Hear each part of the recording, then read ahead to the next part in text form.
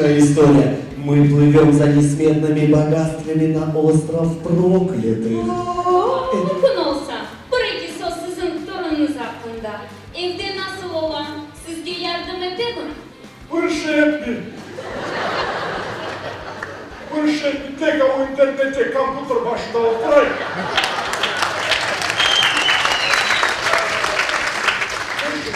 Kompüter başında oturan. Demek sizin torununuz programist. Demek torunum pafidist. Baba sen ne yapasın? Sen ne yapasın? Bunda mahkama gerek. Самая смешная шутка – это та, которая больше похожа на реальность и больше передает человеку то, вот, что он уже где-то видел. Его сыграло все, на что мы делали большой акцент, именно номера с колоритом, где будет так или иначе проявляться менталитет крымских татар.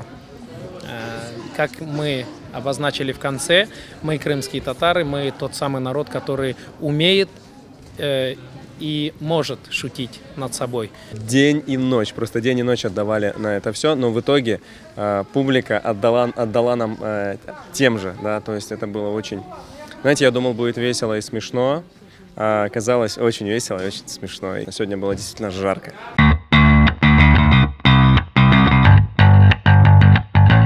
Весело все, машалла. То есть очень все живо, очень здорово, в наших, прям, по нашим людям прям вот хорошо прошлись.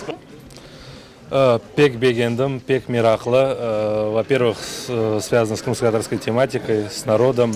Очень смешные шутки, вообще класс. Еще бы пошел. Да, очень качественный юмор. Видно, что они уже много лет в этой теме, и они вообще молодцы. Все очень прилично, качественно. Это реально новый уровень, машалла.